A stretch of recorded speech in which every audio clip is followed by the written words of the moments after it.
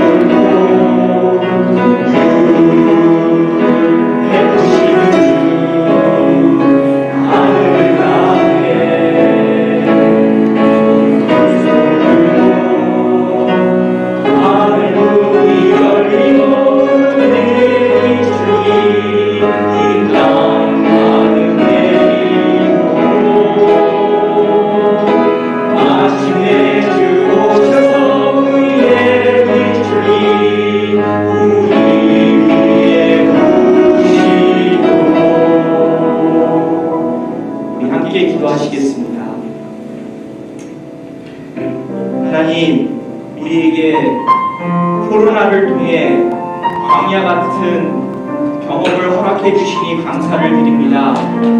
광야에서 하나님과 깊은 교제를 갖게 하여 주시고 하나님이 원하시는 구원, 치유, 도움, 하나님 원하시는 대로 이루어 주시옵소서. 기정 성전에 들어가 예배를 드릴 수 있게 해주시니 감사를 드립니다. 기정 성전에 필요한 기구들과 봉사자들을 채워 주시옵소서. 하나님이 기뻐하시는 풍성한 사역이 온 베델교회에 이루어지게 하여 주시옵소서. 건강으로, 사업과 재정으로, 관계적으로, 그리고 영적으로 어려워하시고 계신 성도님들을 기억하여 주시옵소서. 함께 외치고 기도하시겠습니다. 주여! 하나님 아버지 감사드립니다. 이렇게 우리에게 어려운 시절을 또한 우리가 맞이하였지만 하나님 아버지 이 광야의 시절을 통하여서 하나님을 깊이 만날 수 있는 기회를 주시니 감사를 드립니다. 하나님 아버지 원하시는 주인이 된 자가 되기를 원합니다. 주인 된 교회가 되기를 원합니다. 하나님 이 세상을 향해서 원하시는 그 구원의 역사, 치유의 역사, 공의의 역사가 하나님 아버지 원하시는 대로 이루어지게 하여 주시옵소서. 나의 뜻이 아니라 우리의 뜻이 아니라 하나님의 뜻이 이 땅과 하나님 아버지 하나님 이 땅에 이루어지게 하여 주시옵소서. 하나님 아버지 기존 성전에 들어갈 하나님 아버지 여러 가지가 있습니다. 그렇지만 무엇보다도 하나님의 백성들이 하나님 아버지 들어가 하나님 아버지 주님께 예배와 또한 하나님의 부흥의 사역을 하기를 원합니다. 하나님 아버지 필요한 것들을 하나님이 아시오니 하나님이 풍성하게 채워주시고 하나님 우리가 마음껏 나눌 수 있도록 하나님 아버지 땅끝까지 우리가 선교사님들과 함께 복음을 갖고 나갈 수 있도록 도와주시옵소서. 하나님 건강으로 사업과 재정으로 어려워하시는 성도님 계십니다. 관계적으로 어려워하시는 성도님 계십니다. 이런 분들을 불쌍히 여겨주시고 만나주시고 그곳에 벌써 다 계신 줄 믿습니다. 하나님께서 역사하여 주시고 하나님 치유의 역사로 맞아주시옵소서.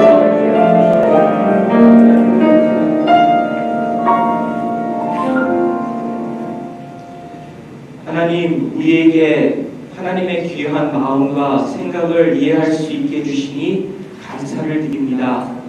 오늘도 하나님과 깊은 교제를 원합니다.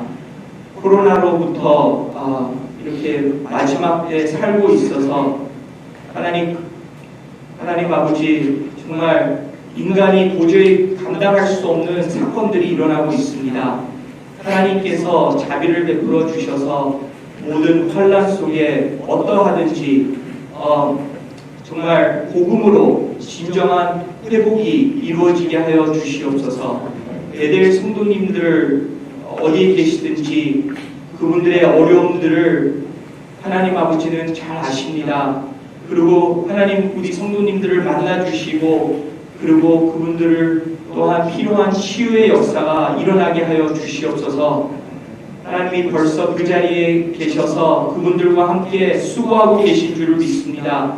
하나님 모든 상황 속에 주님과 함께 잘 극복하며 회복할 수 있도록 도와주시옵소서. 베델 교회를 향한 하나님의 꿈이 있는 줄을 믿습니다.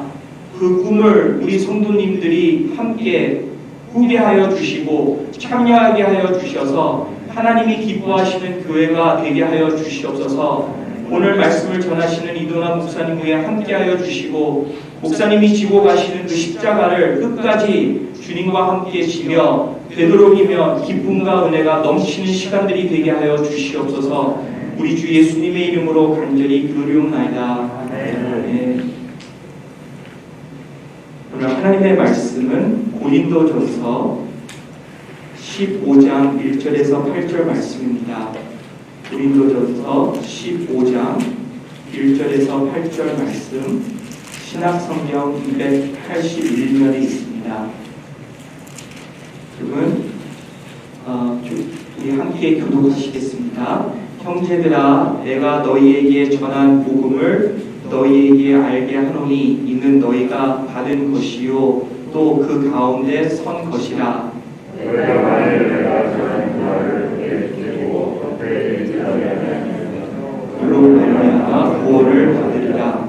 내가 받은 것을 먼저 너희에게 전하였노니 이는 성경대로 그리스도께서 우리 죄를 위하여 죽으시고 장사하시는 바 되셨다가 성경대로 사흘 만에 다시 살아나사 게바에게 보이시고 후에 12 제자에게와 그 후에 500여 형제에게 일시에 보이셨나니 그 중에 지금까지 대다수는 살아있고 어떤 사람은 잠들었으며 그 후에 야고보에게 보이셨으며 그 후에 모든 사도에게와 맨 나중에 만삭되지 못하여 난 자 같은 내게도 보이셨느니라. 아멘. 그리스도의 부활의 10이라는 제목으로 목사님께서 말씀해 주시겠습니다.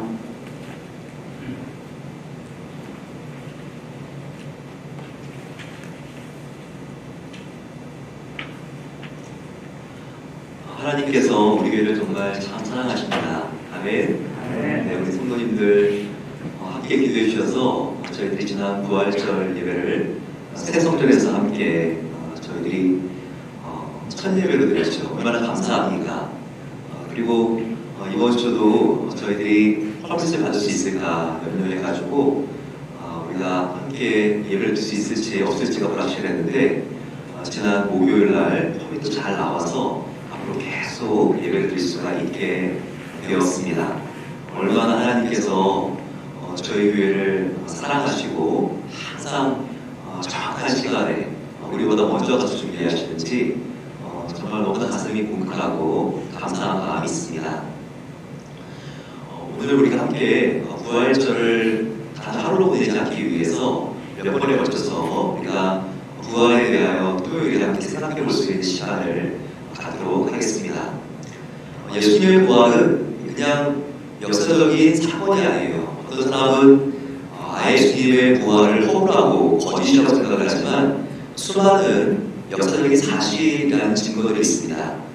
그런데 과거의 어떤 사건, 이순신 장군의 그냥 명량대청 이런 사건으로 끝나는 게 아니라 예수님의 부활은 나의 부활이라는 것이 이게 아주 중요한 부분입니다. 예수님의 부활은 나의 부활이고 나는 예수님이 십자가에 죽을 때까지 함께 죽었다는 것.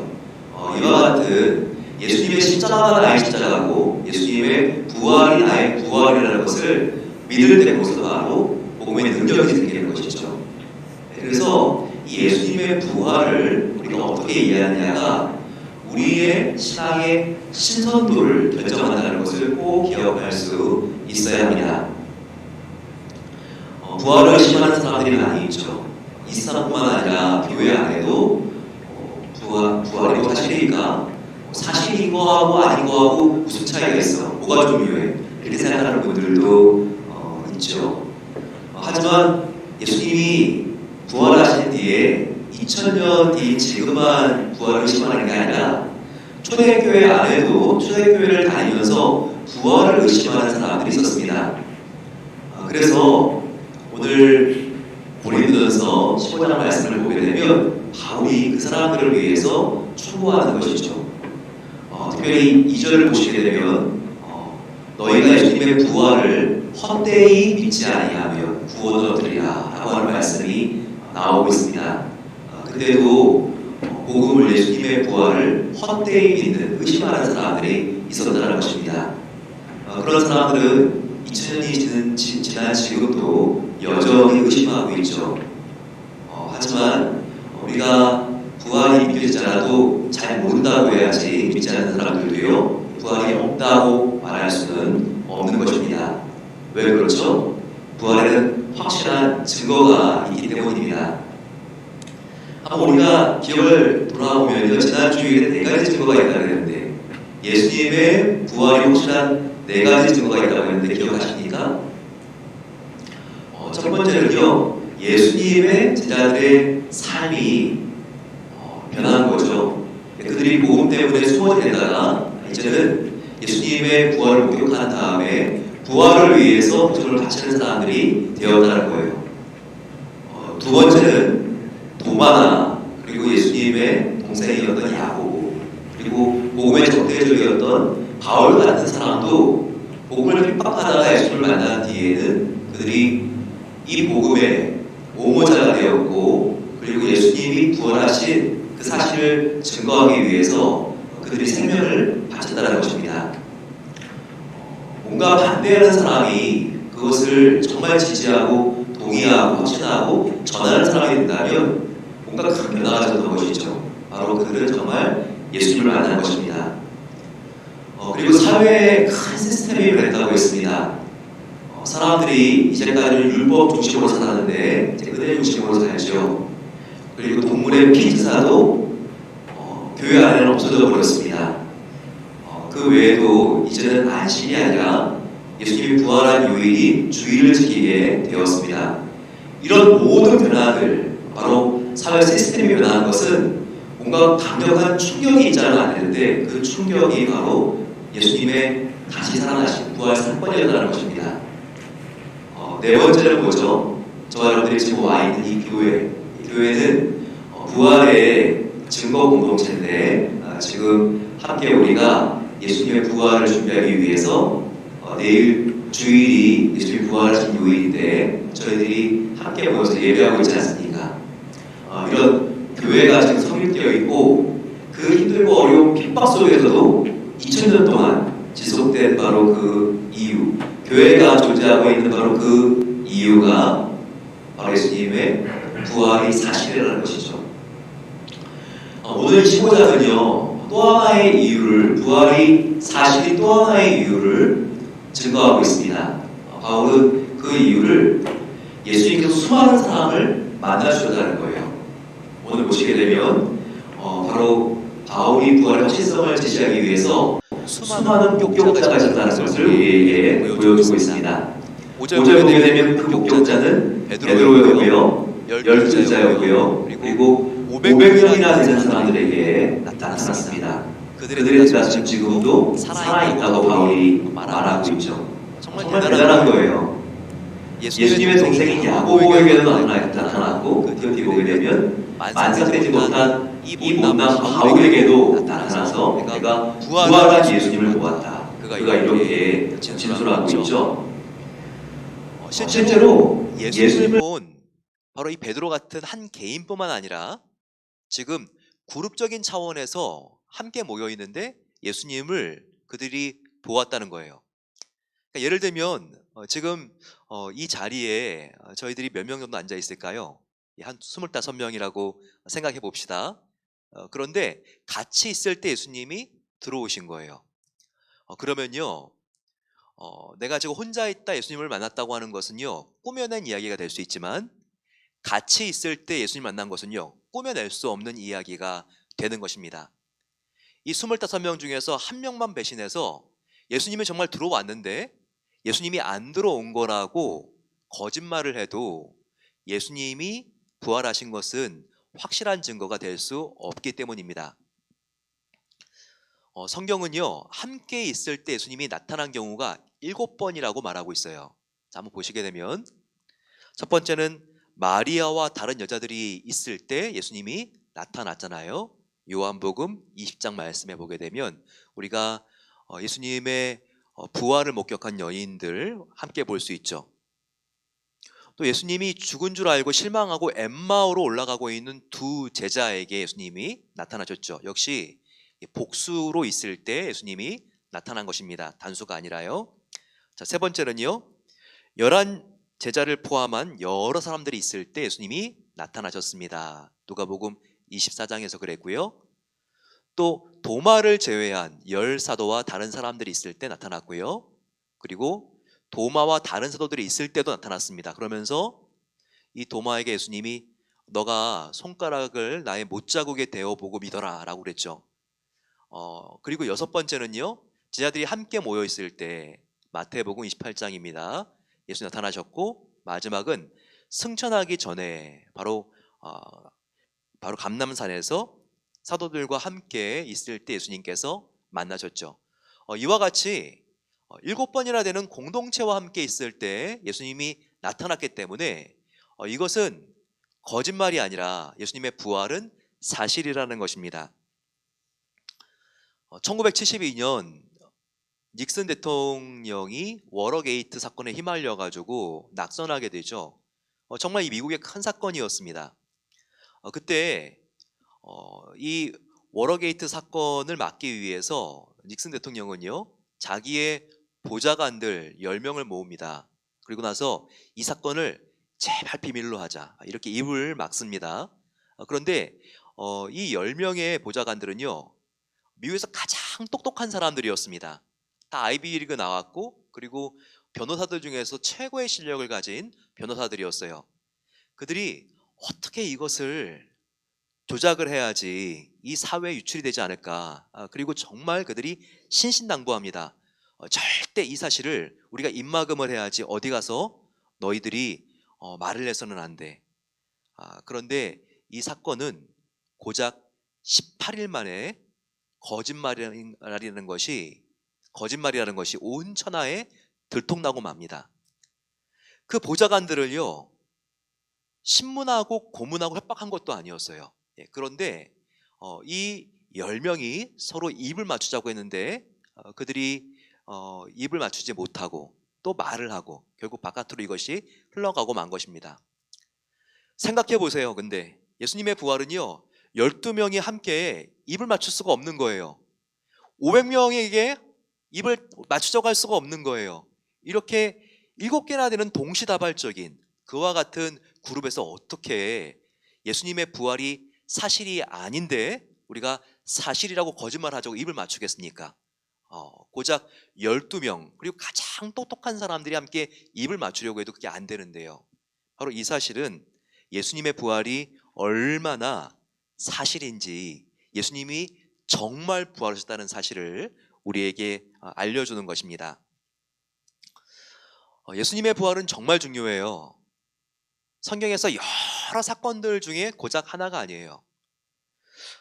바로 이 부활은요, 성경의 모든 말씀을 믿게 하는 근거입니다. 바로 기독교의 심장, 바로 그것이 부활이라는 거예요. 이 부활 사건 때문에 예수님이 하나님의 아들이라는 신분이 증명이 됩니다. 이 부활 때문에 바로 성경이 사실이라는 말씀의 권위가 증명이 됩니다. 바로 이 부활 때문에 십자가를 비롯해서 예수님의 모든 사역이 재조명되는 것입니다. 바로 이 부활 때문에. 그러니 이 부활이 얼마나 중요합니까? 특별히 이 부활 때문에 성경이 사실이라는 것이 증명이 돼요. 요한복음 2장 22절 말씀은요, 예수님의 다시 살아나신 사건 때문에 바로 이 성경 66권이 거짓이 아니라 사실이라는 것을 가르쳐주는 너무나 중요한 말씀입니다. 같이 한번 읽어볼까요? 자, 시작. 죽은 자 가운데서 살아나신 후에야 지자들이 이 말씀하신 것을 기억하고 성경과 예수께서 하신 말씀을 받았더라, 믿었더라. 네, 바로 성경을 믿을 수 있는 방법, 그것은 예수님의 부활을 믿어야지만 바로 우리가 성경 전체를 믿을 수 있다는 거예요. 그런 의미에서 부활은 성경과 복음을 푸는 결정적인 마스터키, 바로 열쇠가 된다는 것입니다. 그러면 조금만 더 구체적으로 부활이 왜 이렇게 중요한가, 바로 그것을 살펴보겠습니다. 자, 부활이 정말 이렇게 중요한 이유는요, 첫 번째, 우리는 예수님의 부활을 믿어야 하지만 예수님이 십자가에 죽으신 것이 인간이 죽은 것이 아니라 하나님이 죽으신 것이라는 것을 우리가 알게 됩니다. 즉 다른 말로 예수님의 부활을 믿어야 하지만 우리는 어떤 인간이 십자가에서 피 흘려 죽은 것이 아니라 하나님이 십자가에서 보혈을 흘려 우리를 위해서 죽어주셨다, 바로 이것을 깨닫게 된다는 것입니다. 죄 많은 인간을 위해서 만약에 죄 많은 인간이 피를 흘리고 죽었다면 우리 인간의 죄 문제는 결코 해결될 수가 없어요.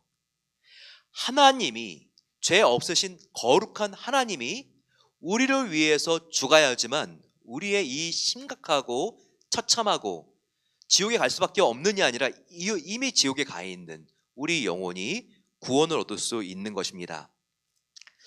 그래서 고린도전서 15장 17절 말씀은 분명히 사실이죠. 예수 그리스도의 부활이 없으면 우리가 여전히 죄 가운데 있을 것이라는 것입니다. 그래서 우리가 예수님의 부활을 믿을 때 우리의 죄가 하나님의 아들의 피로 깨끗하게 될 수 있는 것입니다. 예수님의 부활이 있을 때 우리가 속죄함을 얻은 것을 알기 때문에 더 이상 무거운 죄책감에 시달리지 않을 수 있게 됩니다. 그래서 과거에 묶여 사는 것이 아니라 우리는 소망된 미래를 바라보고 살아가는 자유인들이 되는 것이죠. 바로 이것이 예수님의 부활 때문에 가능한 것입니다. 정말 우리는 나의 죄가 얼마나 심각한지 잘 모르고 사는 것 같아요. 특별히 우리가 믿지 않는 사람들을 보게 되면 하나님을 믿지 않는 게 무슨 죄야? 정말 우리가 공갈 협박하고 다른 사람을 죽이는 정도는 돼야지 심각한 죄를 졌다고 말할 수 있는 거 아니야? 하나님을 모르고 살아가는 것이 무슨 죄야? 이렇게 왜 나에게 이렇게 간섭하느냐고 생각하면서 이렇게 죄인이라고 우리가 복음을 전할 때 마음이 힘들고 불편한 것을 호소하는 사람들이 있죠. 하지만 그렇지 않습니다. 예수님을 모르고 살아가는 것은요, 이것은 정말 끔찍한 죄입니다. 예, 모른 것만으로도 지옥에 가야만 하는 죄인 거예요. 자, 왜 그럴까요? 우리도 한번 영상으로 본 적이 있지만 큰 도개교가 있는데 이 다리를 영화로 한 그런 이렇게 아주 감동적인 복음을 설명한 그런 다큐멘터리가 있지 않습니까? 보게 되면 도개교가 있죠. 그 밑에는 배가 지나가고 그리고 그 위에는 기차가 지나가는 다리입니다. 그런데 그 도개교를 관리하는 아버지와 그가 정말 사랑하는 아들이 있는 것이죠. 그런데 600명 정도 되는 기차가 다가오고 있습니다. 아들이 어디 있는지 모르겠죠. 그냥 그 아들 어디 놀고 있겠지 그러는데 갑자기 밑에서 아빠 소리치잖아요. 그랬더니 그 아이가 놀다가 그 다리 밑에 톱니바퀴에 낀 것이었습니다. 정말 600명이나 되는 그 기차가 가까이 왔어요. 내려가서 그 아이를 구해줄 수 있는 시간적인 여유가 없습니다. 결국 이 아빠는 결단을 내리죠. 눈물을 머금고 하나밖에 없는 외아들이지만 600명을 죽일 수가 없어가지고 그 아이는 아빠가 자기를 살려줄 것을 기대하는데 그 아빠는 어떻게 합니까? 그 아이를 죽이기 위해서 스위치를 내려버리는 것이죠.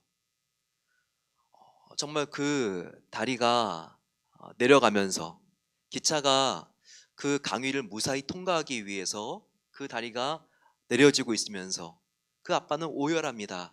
왜냐하면 톱니바퀴 소리를 듣고 있는데 그것이 정말 그 아이가 뼈까지 으스러지는 소리였기 때문입니다.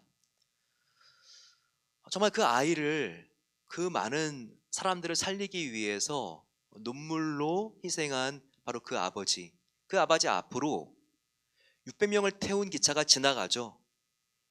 그 기차가 지나갈 때 그 안에 있는 사람들은 어떻게 합니까? 전혀 그 아버지가 울고 오열하고 있는 고통을 모르고 그 안에서 잡담하고 먹을 것을 먹고 그리고 카드놀이하고 서로 간에 정말 우리가 이 모습을 보게 되면요, 그 승객들이 기차 안에서에 있는 바로 그 사람들이 저와 여러분이었고 일상에서 하나님을 모르는 사람들의 모습인 것을 우리가 알게 됩니다. 그런데 하나님의 입장에서 이 승객들이 죄가 없습니까? 바로 그 사람들을 위해서 자기 하나밖에 없는 아들을 희생했는데요. 여러분, 하나님의 아픔을 알지 못하면요, 그건 의인이 아니에요. 하나님의 희생을 알지 못하면요, 그건 너무나 선명한 죄인이라는 것을 알아야 합니다. 어떤 큰 죄를 지어야지 죄인이 아니라 하나님이 이와 같은 희생을 치렀는데 하나님의 마음을 모르고 하나님의 그 아픔과 고통을 알지 못하는 것보다 더 큰 죄는 없는 거예요. 그런데 이 부활은 무엇입니까? 이 부활은 바로 우리가 죄인이라는 것을 깨닫게 해주는 부활입니다. 그래서 나의 죄를 위해서 인간이 죽은 것이 아니라 하나님이 죽어주셨네, 이것을 깨닫고 우리의 마음이 하나님을 향한 사랑으로, 은혜로 젖어 들어가는 것이, 이것이 바로 부활입니다. 그래서 이 부활이 중요한 거예요. 하나님이 우리를 위하여 우리의 죄를 용서하시기 위해서 죽으신 사건이기 때문입니다. 두 번째, 부활이 중요한 이유는 무엇일까요? 그것은 부활하신 예수님을 믿는 만큼 삼위일체 하나님의 속성을 정확하게 알 수 있기 때문입니다. 부활하신 예수님을 믿는 만큼 삼위일체 하나님을 우리는 정확하게 이해할 수 있게 된다는 거예요. 바로 예수님의 부활이 삼위일체 하나님을 푸는 결정적인 열쇠라는 것을 꼭 기억할 수 있어야 합니다. 이것이 사실인 것이 예수님이 십자가에 죽으시고 다시 사신 것을 목격했을 때가 되어야지 예수님의 제자들은 비로소 예수님과 하나님을 동일시한다는 거예요. 처음부터 예수님의 제자들이 예수님을 하나님의 아들이라고 부르지 않았습니다. 그런데 부활하신 예수님을 정말 보니까 그들이 이제 예수님이 하나님이었구나, 이것을 고백하기 시작했다는 거예요. 도마를 보면 알 수 있죠. 정말 내가 이 손가락으로 예수님의 손바닥을 후벼파 보지 않고는 믿을 수 없어. 하나님은 꼭 이런 사람만 나타나죠. 바로 이 도마에게 나타나니까 이 도마가 너무나 놀라게 되죠. 그러면서 뭐라고 말합니까? 당신은 나의 주, 나의 하나님입니다. 바로 부활이 예수님의 제자들로 하여금 이제는 예수님이 하나님과 같은 분이다. 바로 제자들은 이 부활 사건을 목격함으로써 비로소 예수님을 하나님과 동일시하기 시작했다는 것입니다. 어디 이뿐입니까? 예수님의 부활은요, 성령님이 하나님이라는 사실도 우리에게 알려주고 있습니다. 예수님만 하나님이 아니라 성령님도 하나님이다. 바로 로마서 8장 11절 말씀에 나오죠. 이 말씀을 보시게 되면 예수를 죽은 자 가운데서 살리신 하나님의 영이, 바로 이것은 성령입니다. 성령이 너희 안에 거하시면 장차 너희 죽을 몸도 살리시리라 라고 말하고 있습니다. 여기 보시게 되면 바로 예수님 안에서 역사하사 예수님의 죽은 몸을 살린 분이 누구시라고요? 하나님의 영, 성령이라는 거예요. 여기서 하나님의 영이라는 것은 바로 하나님과 성령은 같은 분이다, 이것을 우리에게 알려주고 있습니다. 우리는 성령님을 참 오해할 때가 많아요. 성령님을 예배나 아니면 교회 성장과 부흥의 도구 정도로 전락시키는 경우가 너무나 많다는 것이죠. 하지만 이렇게 성령님을 평가절하해서는 큰일 납니다. 바로 예수님은 성령님이 하나님인 것을 분명하게 하셨기 때문입니다. 이렇게 예수님의 부활은요, 성부, 성자, 성령 하나님의 각각의 역할과 위격은 다르지만 이 세 분은 본질적으로 한 분이다, 이것을 예수님의 부활이 우리에게 가르쳐주고 있다는 것입니다. 그러면 우리가 하나님에 대한 오해가 풀립니다. 삼위일체에 대한 이해가 우리가 달라지면서 바로 하나님에 대한 오해가 풀리죠. 그러면요, 우리의 예배가 얼마나 풍성해지는지 몰라요. 하나님에 대한 오해가 풀리게 되면요, 우리의 예배에 혁신과 혁명이 일어난다는 것을 알아야 돼요. 왜 그렇습니까? 성령님을 우리가 하나님을 바라볼 수 있도록 하나님을 위한 예배를 돕는 시종 정도로 생각하는 이제 그런 사고방식이 없어지기 때문입니다. 바로 예수님의 부활을 통해서 성부, 성자, 성령 하나님이 한 분이라는 것을 알게 되면요, 하나님께 우리가 기도할 수 있도록 예배할 수 있도록 돕는 바로 그 성령님도 하나님이라는 것을 알기 때문에 얼마나 우리의 예배가 풍성해지는지 몰라요. 많은 경우에 우리는 하나님, 예수님 이렇게 님자를 부르다가 성령님은 그냥 성령, 님자도 붙이지 않는 경우들이 참 많이 있죠. 하지만 이제는 우리가 예수님의 부활을 목격할 때 예수님과 성령님은 하나님과 본질적으로 같은 분이거나 이것을 믿기 때문에 우리가 온 마음을 다하여 하나님을 높여드릴 수 있게 된다는 것입니다.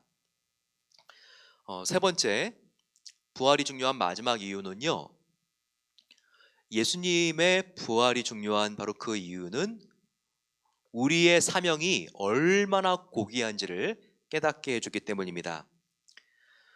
예수님의 부활이 확실한 만큼 우리 신앙의 건강도가 결정됩니다.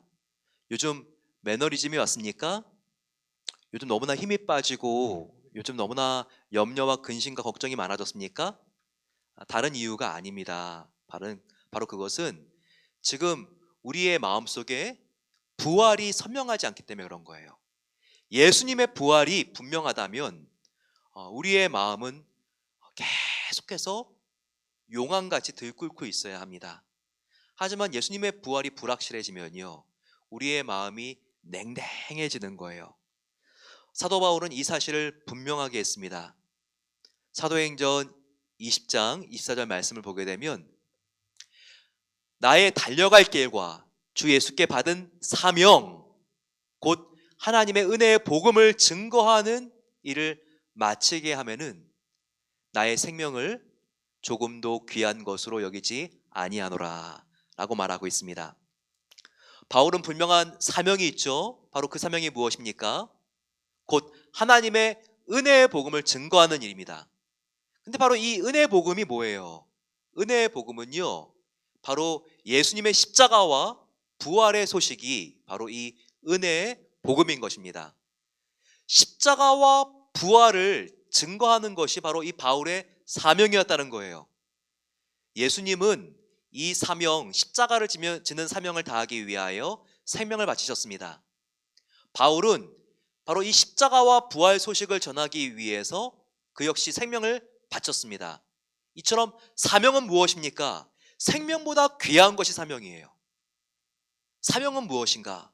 생명보다 귀한 것이 사명이에요. 그래서 사명이 분명하면요, 이제 생명을 위협하는 것이 두렵지가 않습니다.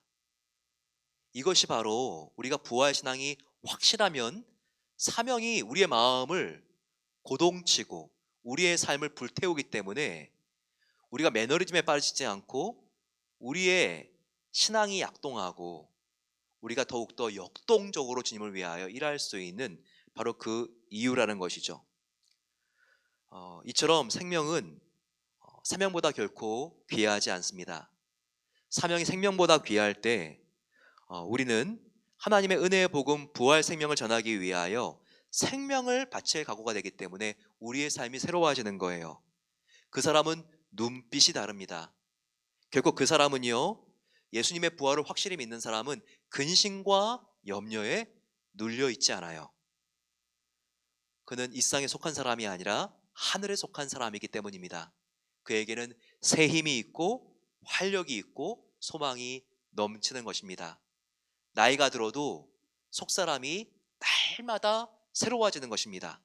바로 그 사람이 예수님의 부활을 확실하게 믿고 체험한 사람이라는 것입니다.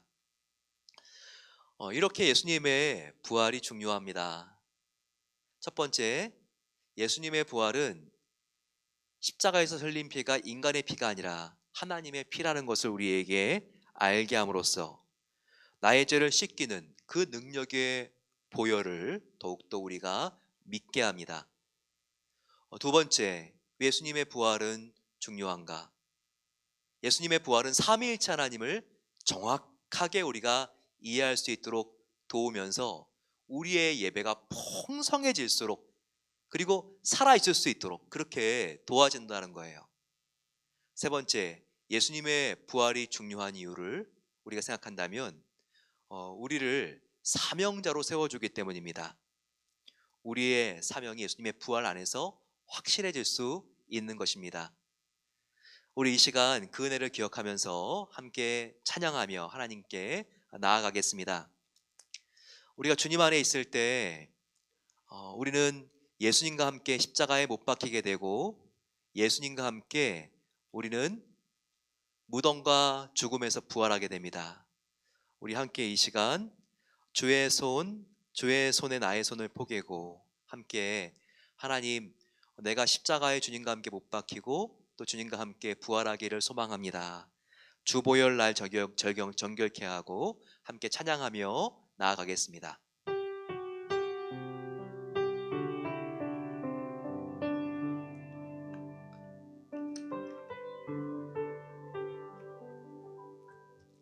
주보혈 날 정결케 하고 주보혈 날 자유케 하니 주 앞에 나 예배하는 이 시간 나의 모든 것을 주께 드리네. 주의 손 날 위해 찢기셨고 주의 발 날 위해 박히셨으니 이제는 내가 사는 것이 아니요 오직 주를 위해 사는 것이라. 주의 손에 나의 손을 포개고 또 주의 발에 나의 발을 포개요. 나 주와 함께 죽고 또 주와 함께 살리라. 영원토록 주 위에 살리라.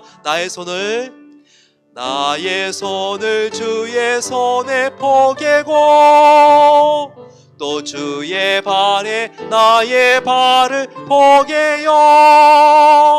나 주와 함께 죽고 또 주와 함께 살리라.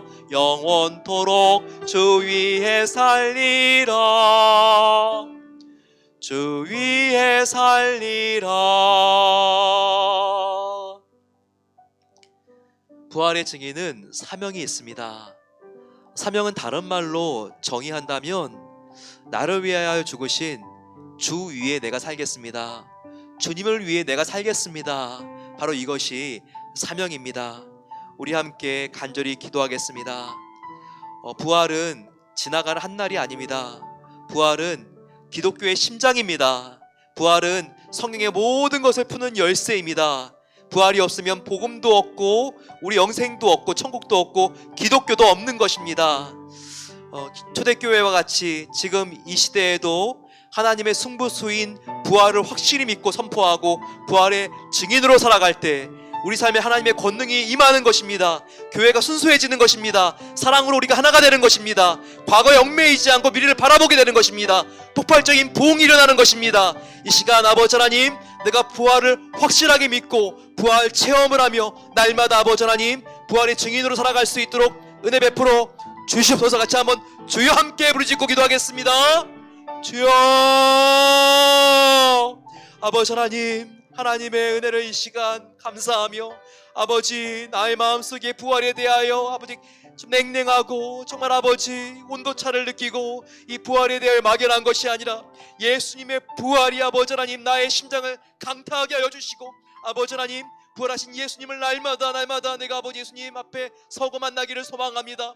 아버지 이 부활이 하나님의 승부수인 것을 알게 하여 주시고 사탄을 패배시킨 가장 강력한 원자폭탄이라는 것을 알게 하옵소서. 아버지 하나님 우리의 삶의 부활이 확신할 때 하나님의 권능이 임합니다. 우리의 교회가 순수해집니다. 아버지 하나님 부활을 확신할 때 우리 모두가 사랑으로 용서하고 하나가 될 수 있습니다. 과거에 매이지 않고 상처에 급급해하지 않고 이 부활을 믿어야 아버지 하나님 미래 소망과 천국을 바라봅니다. 아버지 하나님, 하나님께서 우리 교회가 부활 공동체 아버지 초대교회와 같이 정말 인위적인 방법이 아니라 순수한 복음으로 들어가서 폭발적으로 이 부활 때문에 아버지 부흥하는 공동체가 될 수 있도록 역사해 주시고 함께하여 주시옵소서. 아버지 사랑의 아버지 하나님, 하나님의 은혜 감사합니다. 오늘 이 부활이 얼마나 중요한지를 깨닫습니다. 바로 예수님의 피가 나의 죄를 씻기는 보혈이라는 것을 부활이 알려줍니다. 또한 삼위일체 하나님의 분명한 이해가 생기게 해줍니다. 이 부활이 우리의 사명을 더욱더 선명하게 할 수 있도록 도와줍니다. 아버지, 그렇다면 우리가 아버지 예수님의 부활을 우리 마음속에 잊지 않도록 새기기를 소망합니다. 날마다 예수님이 부활하신 그 사실 앞에 우리가 아버지 하나님 무덤 문을 열고 아버지 하나님 정말 그 무덤에서 예수님 만난 정말 그 여자들처럼 날마다 복음 앞에, 부활 복음 앞에 서기를 소망합니다. 그렇게 되어서 아버지 하나님 우리가 정말 나의 마음대로 인생을 살아가는 것이 아니라 날마다 나는 주 위에 살리라, 정말 이렇게 아버지 내가 주님을 위하여 나의 손을 십자가에 못 박고 나의 발을 예수님과 함께 십자가에 못 박아서 주님과 함께 죽고 주님과 부활하기를 소망합니다. 이렇게 고백하며 살아갈 수 있도록 은혜 주시옵소서. 이제는 우리 주 예수 그리스도의 은혜와 하나님 아버지의 놀라운 사랑하심과 성령 하나님의 함께하심이 부활의 증인으로서 하나님의 권능이 우리의 삶 가운데 깊이 터치하고 다운로드 되어서 나의 힘이 아니라 부활의 권능으로 떠밀려 살아가기를 소망하는 복된 은혜를 사모하는 모든 성도들과 가정과 저들의 직장 위에, 또한 이 시간도 주님의 복음을 위하여 세계 곳곳에 나가 선교하고 계시는 선교사님들 위해 이제로부터 영원까지 함께 하시기를 축원하옵나이다. 아멘.